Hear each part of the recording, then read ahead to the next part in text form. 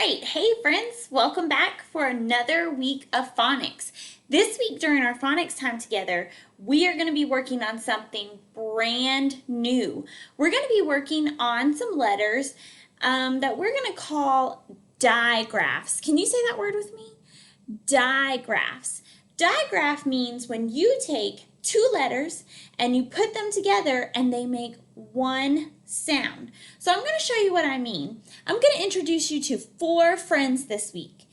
On my chart paper back here, you are going to see 4 brothers. Now we call them the H brothers because every one of these brothers has an H in his name. Now every day this week we're going to learn about one brother. So let's get started with this first crazy guy up here in the corner.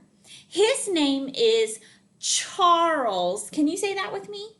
Charles. That's right. So we choose the name Charles for this brother because he has a digraph in his name. I'm taking 2 letters, C and H, and I'm putting them together. And instead of them saying k, and them trying to blend that together, we're going to let them make one sound. Now, we've talked about this a little bit in my class. We know that when C and H are together, C no longer makes that hard sound, that k sound. C and H, when pushed together, make the sound ch, ch, like chin. I'm going to write the word chin. Now, I'm going to use 2 different markers. When you see orange is where you are going to see the C and H together, the digraph. And then green is going to show the rest of the letters in the word. So let's listen to the word chin. Do you hear ch at the beginning or at the end of that word? The beginning, ch, ch, chin.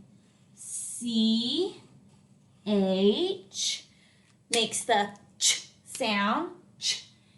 N, I-N. See if we can come up with some other words. Can you think of any on your own? Ooh, one of my favorite things to eat.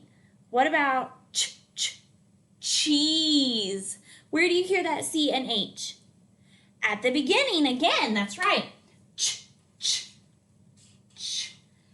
Ease.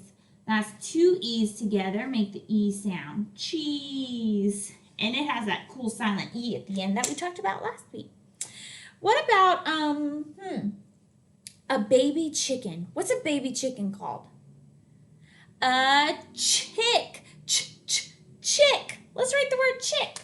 I hear ch at the beginning. Ch is C and H together. Ch. Ick. See if we can come up with maybe 2 more. What about, like, when I'm finished with my work, sometimes Ms. Robertson would tell me to go back and make sure my answers are right, and that's called checking your work. We're going to check our work. Check. I hear that ch sound at the beginning of that word, too. Let's try it. Ch. C and H makes ch. Ek. E, C, and K.